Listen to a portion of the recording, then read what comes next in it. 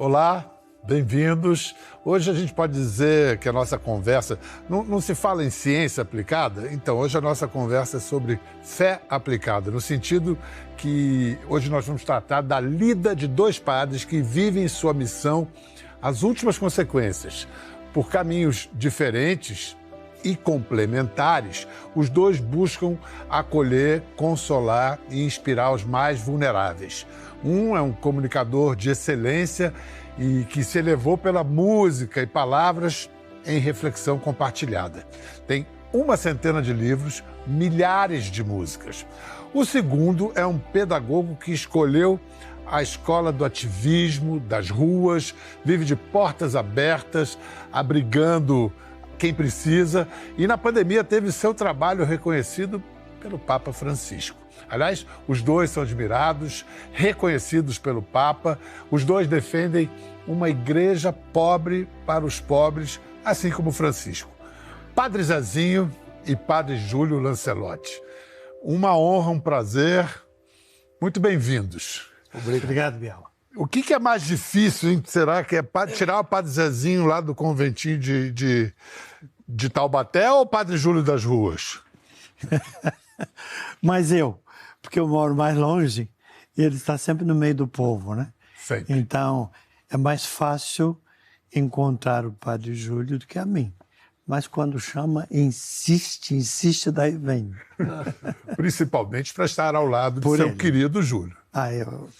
Eu nunca digo não para ele. Não, porque foi condicional. A gente convidou o Padre Zezinho. Só vem se vier o Padre Júlio Lancelotti junto. Por que esse amor, essa paixão? O Padre Zezinho povoa a memória de muitas gerações no Brasil.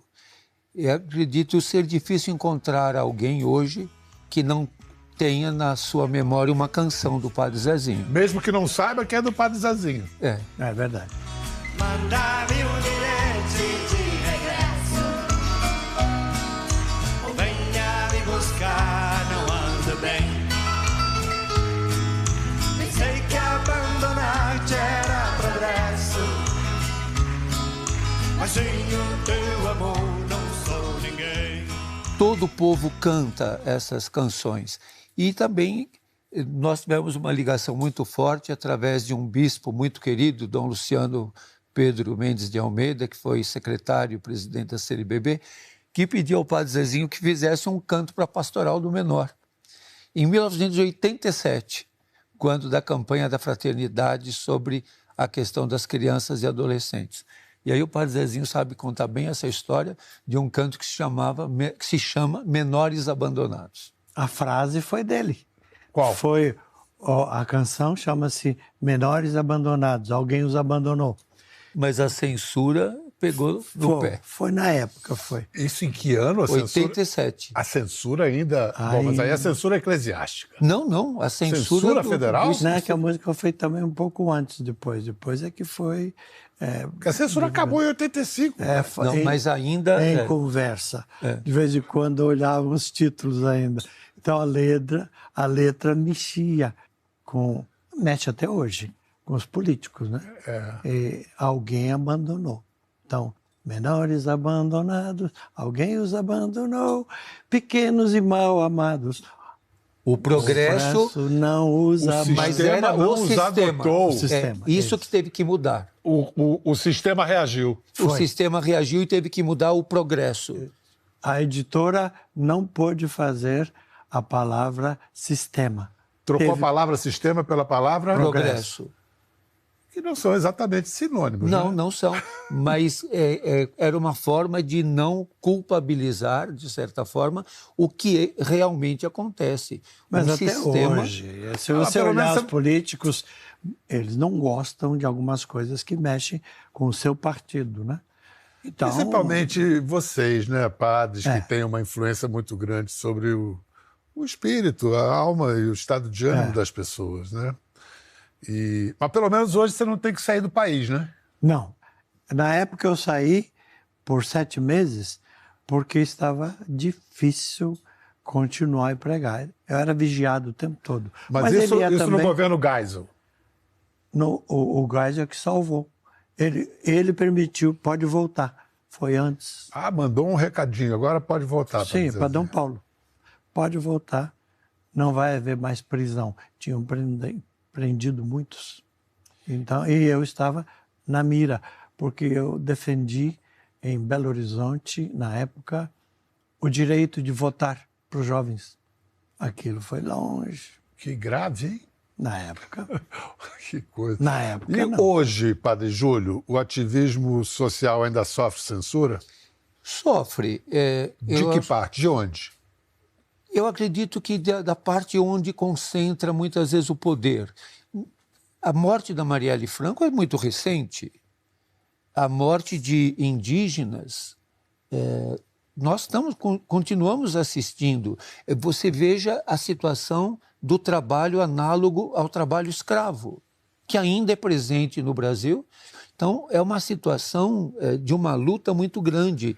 Mas no seu caso, reprimendas da própria igreja, você sofre? Não, reprimendas, eu posso Não mais, sofrer né? Já correções. sofreu, né? Correções. Para mim também tem, mas isso é bom, eu aceito. Sim. Afinal, estou numa congregação, estou numa diocese, onde eu vou, em que a palavra do bispo pesa. Sim. Então não vou eu Porque contra. uma correção vinda de um posto mais alto na hierarquia Aceitamos. é mais que uma correção. Sim. E é bom. É uma correção, porque a igreja é uma hierarquia. Nós também temos que ter clareza disso. E tanto o Padre Zezinho, quando foi ordenado padre, quanto eu, nós prometemos obediência. E você é um jornalista, por exemplo, por vocação, você vai buscar a notícia e depois comenta, né? A gente é catequista, a gente vai levar a notícia, mas para levar, a gente tem que comentar antes, tem que perguntar a quem sabe. E por isso que a gente não ouve só o bispo. Os teólogos, sociólogos... Mas me perdoe a expressão, as vossas costas são quentes, porque lá do topo da hierarquia, quem ligou para... Em 2020, quem ligou para você, padre? Foi o Papa Francisco, mas eu acredito que o Padre Zezinho concorda com isso também e ensina isso também. Nós buscamos, sobretudo, a fidelidade no seguimento de Jesus. E a fidelidade no seguimento de Jesus é conflitiva. O caminho de Jesus, e se perguntar isso para o povo, todo o povo sabe responder. Jesus, diante dos poderosos e dos fracos, ele está do lado de quem? Dos fracos. Havia 9 ou 10 grupos ou políticos, políticos no tempo de Jesus, e eles todos eram contra Jesus. E Jesus não aderiu a nenhum deles, mas dialogou com todos. Eu não posso assinar embaixo de nenhum partido, porque eu já tenho a doutrina social da igreja, DSI. Mas agora, eu dialogo. O aval do Papa, né, o sucessor de Pedro, meu xará lá, o primeiro, não o Pedro I, o Pedro pioneiro, digamos, né, o Pedro fundador. Sim. Esse aval deve fortalecer vocês, reforçar a autoridade de vocês. O que o Santo Padre, de que ele chamou você, Zezinho, quando vocês se encontraram? Ele me chamou de biblioteca ambulante. Porque ele sabia dos livros que eu escrevi e das comunicações que eu fazia na TV, no rádio. Então, quando disseram a ele que eu tinha escrito cerca de 100 livros e que eu chegava a 5 milhões de pessoas, então ele disse, então você é uma biblioteca ambulante. Mas ele já me conhecia da Argentina, porque nossos padres trabalhavam com ele lá.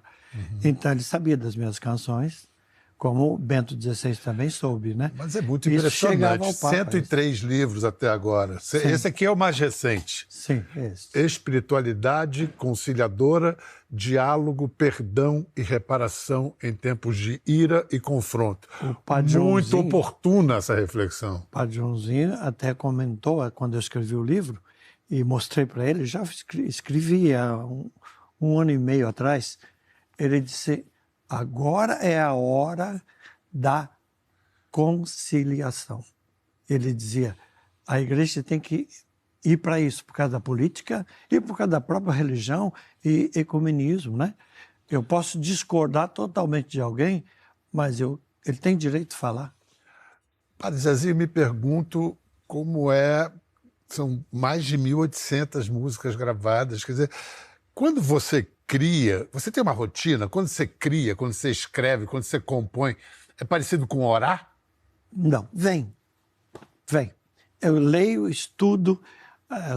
Hoje eu estava conversando com o Júlio, eu tenho 30 fontes de consulta diariamente. Quando vou escrever, eu olho para os livros e digo assim... Como, por exemplo, esses livros aqui por que exemplo, você trouxe? Cristologia, Vaticano Mensagens, II. discursos, Vaticano, documentos Vaticano II. 1965. Que ano? 1965. Paulo VI, então. Sim, 65. na época foi com ele. Para ser pregador, você não tem que ser doutor, você tem que ser leitor. E a leitura faz tudo isso. Ele também. O pessoal conhece o padre Júlio, que cuida do povo de rua, dos machucados, irmã Geraldo também, né? Dos humilhados e ofendidos. Mas não conhece o padre Júlio, que estuda. Mas eu diria que o padre Júlio, além de ler livros, ele sabe ler pessoas, né? Muito.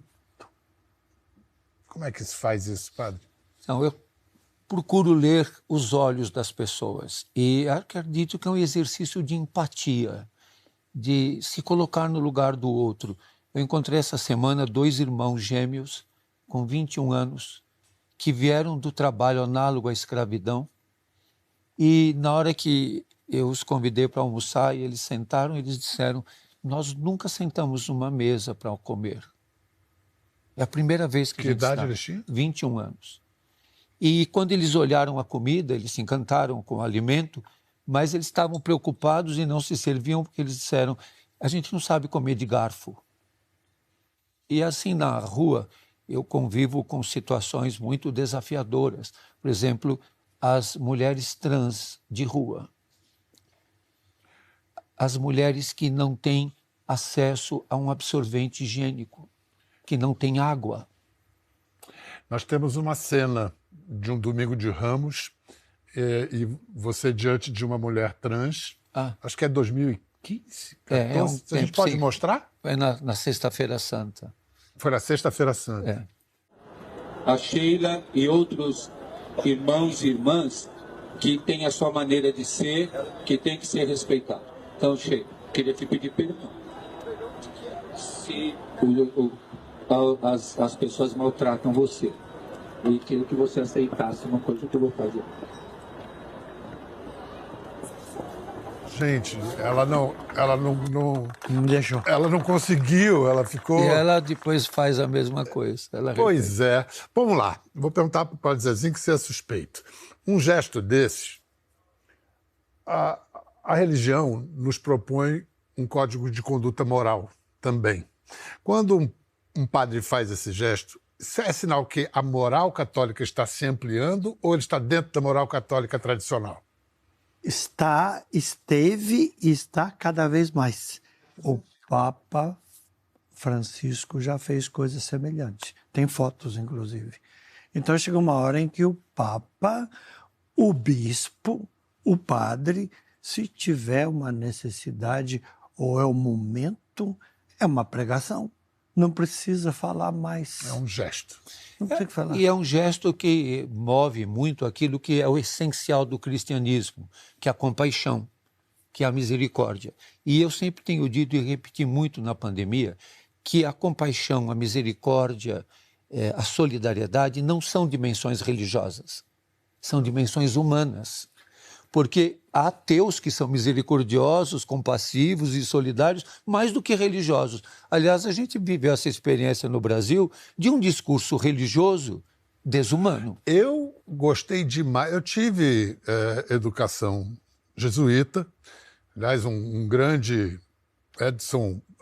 professor Edson Nery da Fonseca, que terminou a vida como oblato da Mosteiro de São Bento, ele disse para mim: eu sei porque você virou agnóstico, porque a educação jesuíta é ótima para fazer ateus. Mas depois os beneditinos me resgataram com a sua liturgia, né? Mas por que eu estou dizendo isso? Porque outro dia eu ouvi uma frase que eu me identifiquei, que foi foi citada pelo Oliver Sacks e o nome do sujeito que disse isso foi Freeman Dyson. Ele diz: eu não sou um cristão crente, mas sou um cristão praticante. Eu comprei 12 livros de presente para a nossa faculdade e amigos da Karen Armstrong, que é uma das maiores estudiosas de religião. Sim. E o livro chamava-se 12 Passos para uma Vida de Compaixão. E falou sobre a compaixão em todas as religiões. E a era da compaixão, segundo ela tem 80 anos também, está voltando. O mundo está precisando de compaixão. Qual a diferença entre compaixão e pena? Mas a compaixão é muito mais madura, e é muito mais fraterna, e é muito mais espiritual. E é uma coisa bonita que os grandes mestres da compaixão são os budistas.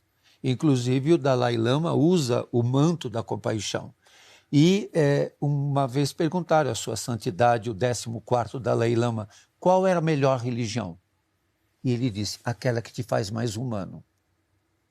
Então, a religião e a catequese, todos são caminhos, eu vejo como instrumentos de humanização. Jesus coloca isso claramente em Mateus 25, 31, 46, quando ele diz quem é que vai para o céu e quem não vai. Eu estava com fome e me destes de comer. Nesse sentido, Jesus é muito material. Quem vai para o céu é quem fez isso. Quem não vai ou corre o risco de não ir, aquele que não fez isso. E é interessante então é compaixão. E que Jesus é muito material e muito concreto. Ele não fala, você me adorou. Ele fala, você me alimentou. Você matou a minha sede. Acho essa metáfora, como queira chamar, tão linda. É verdade. A campanha da fraternidade deste ano, que é sobre a fome, o texto base deixa bem claro que a água é alimento. E nós vivemos numa realidade onde muitas pessoas, por exemplo, a população em situação de rua, não tem acesso à água potável.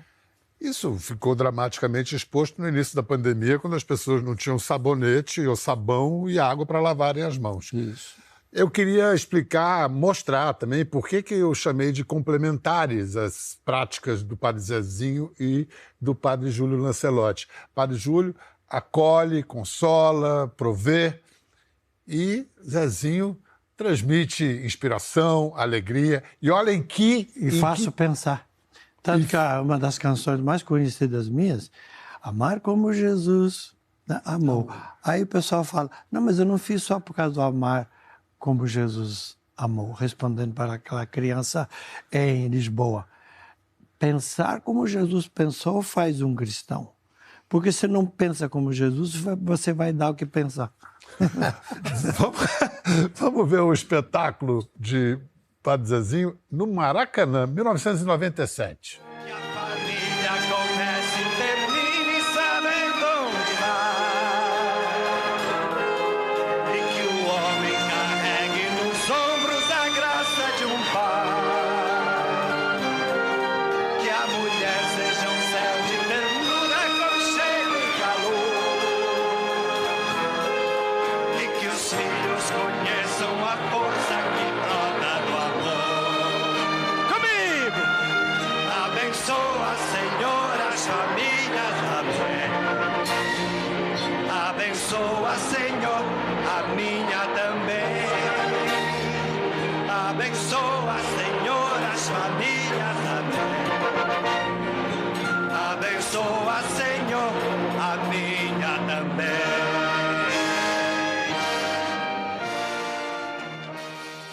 Gente, que emoção diante de uma multidão dela. É um popstar. É um Era. popstar. Não, o que eu quero dizer é o seguinte. O senhor conduziu muito bem essa vida de espetáculo e o seu recolhimento. Muita gente mal liga a sua imagem pública à sua obra artística.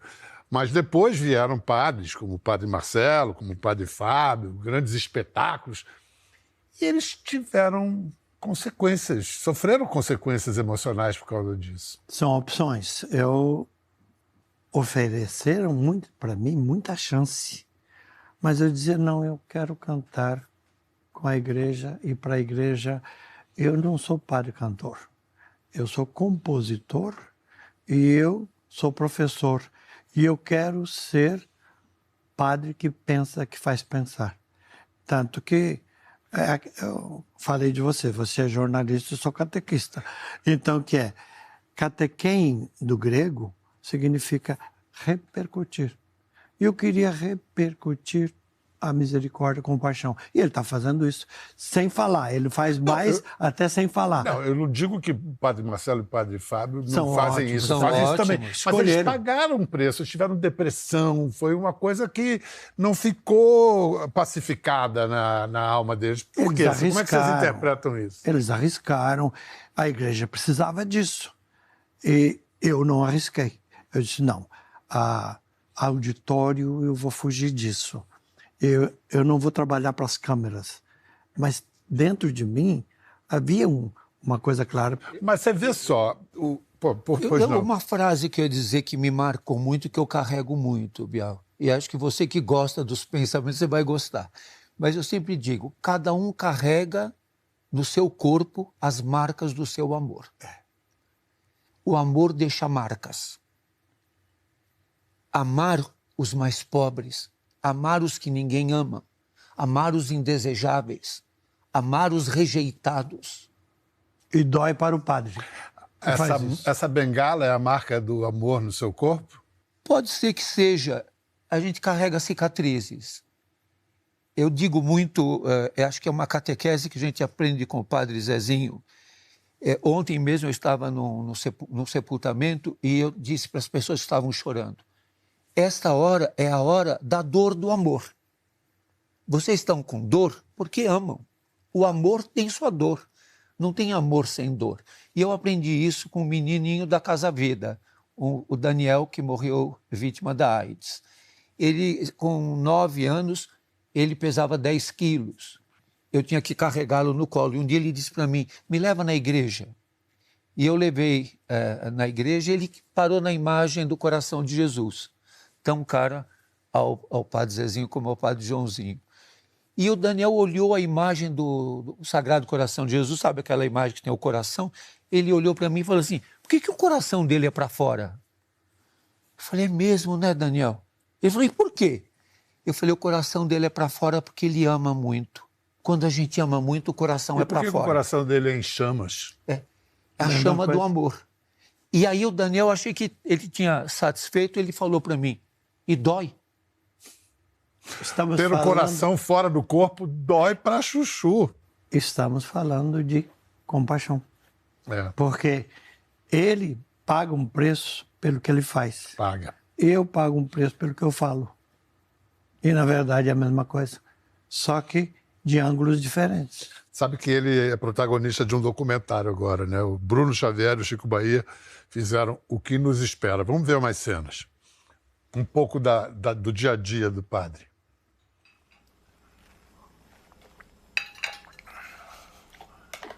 Seu café da manhã, Júlio? É. Isso aí é pro hálito? É pra garganta. Pronto, vamos lá. Isso é em que lugar de São Paulo? É na paróquia. O bairro, para quem não sabe? É na Moca. Perto da Faculdade de São Júlio. É perto da Faculdade de São Júlio. Tem alguém olhando por você ali na parede. A Dulce. Mas eu não tenho. Mas tá bom. Pronto, tchau, Bruno.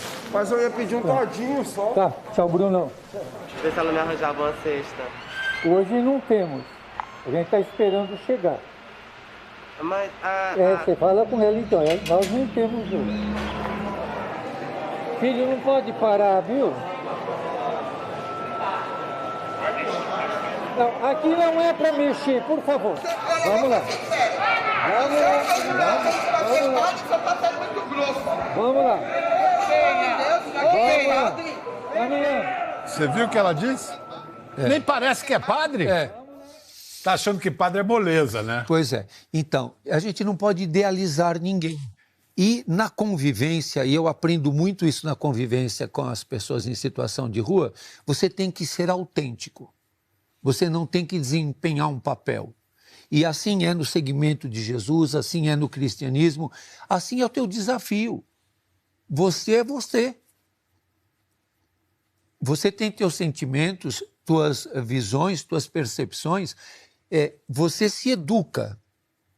É sempre uma coisa que eu pergunto é isso. A gente sempre pensa que vai evangelizar os outros. Ao contrário, nós temos que saber que eles nos evangelizam. Vamos lá. Agora que você me botou no meio da conversa, você vai me explicar como é que você lida com a incompreensão.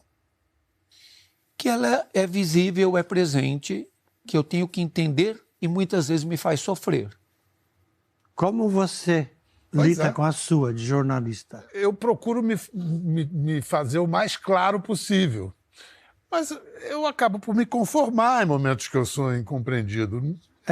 Mataram padres, mataram bispos, mas às vezes esquece que também mataram jornalistas, gente que lida com a notícia. Então, onde incomoda, sempre vai haver ódio, mas também vai haver gratidão. Uma colega só me fez uma pergunta durante a pandemia e ela ficou tão admirada da minha resposta, ela até chorou. Ela disse, qual é a tua perspectiva? Eu falei, a minha perspectiva é o fracasso. Eu sei que vou perder. Eu não vou ganhar. Eu estou numa luta onde sempre eu vou perder. Olha a cruz. E por isso eu gosto muito daquilo que diz o nosso grande educador brasileiro, Darcy Ribeiro. Tentei alfabetizar o povo brasileiro, não consegui. Tentei estar do lado dos indígenas, não consegui. E o Darcy Ribeiro diz, em tudo que eu lutei, eu fracassei. Mas os meus fracassos são a minha vitória. Bom, adorei você falar de Darcy, filho dileto, espiritual e cívico do meu grande herói brasileiro, Marechal Rondon. E aí, quando você fala que você está conformado com a derrota, me lembrei dos arcos do triunfo, da vitória dos gregos. Eles tinham asas, porque a vitória tem asas, a vitória é fugaz, uma hora ela está aqui. A derrota também tem asas? Espera aí. Vamos fazer um rápido intervalo, aí você me responde. A gente volta em instantes.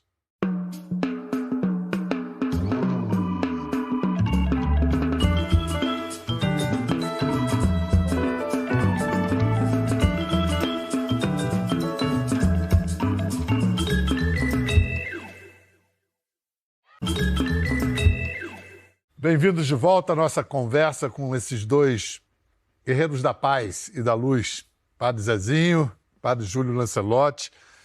A gente estava falando da sua resignação à derrota. E eu perguntei, se a vitória é transitória, a derrota também não? Então, eu acho que a palavra não seria bem resignação nem conformação. Quando a gente diz eu me conformo, quer dizer, eu tomo uma nova forma. Conformar não é passividade. Conformar é tomar uma nova forma. Maleabilidade. Você, na vida, aprende a ter novas formas. Por exemplo, eu não sabia o que era ser padre numa pandemia. Eu tive que aprender. Todos nós. Ninguém sabia o que era ser numa pandemia. Você sabia o que era ser um jornalista? Ou jornalista, ou pai, ou mãe. Você teve que se conformar. Conformar não quer dizer você se resignou. Não, você tomou uma nova forma. Vem compreender, a palavra vem disso também. Apreender, compreender. Eu vou gerando ao redor até que encontrar, chegar ao núcleo da coisa. E para eu chegar lá, eu tenho que fazer isso. Existe o outro. Se não houver o outro, não dá para dialogar. E se não existe outro, não dá para falar em derrota, na verdade. A palavra fracasso talvez seja mais forte. Depende do momento, não é? Uma vida de fracasso é só o sujeito escolheu viver o pecado a vida inteira, agredindo, ofendendo. O outro não, o outro é fraco, mas fracasso e fraco. Pois é. O que eu procuro é entender o texto no contexto. Isso. Por exemplo, na espiritualidade, uma das frases da Bíblia, do Evangelho de João, que mais me toca é quando Jesus faz as perguntas para o Pedro e pergunta: Pedro, tu me amas? E insiste 3 vezes e no final diz que o Pedro se entristeceu porque Jesus estava perguntando pela 3ª vez. E o Evangelho de João acaba... Ele queria negá-lo 3 vezes também. Ele negou 3 vezes e 3 vezes reafirmou o amor. E aí Jesus disse para o Pedro: quando você era jovem, você ia aonde você queria. Quando você se tornar velho, você vai ser levado, cingido por caminhos que você não quer ir. Aí eu lembro muito da Santa Edith Stein, que é uma santa que me marca muito na vida, judia, mártir, foi gaseificada no campo de concentração.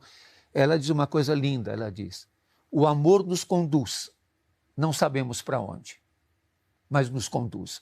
Então nós não sabemos quais são os caminhos do amor.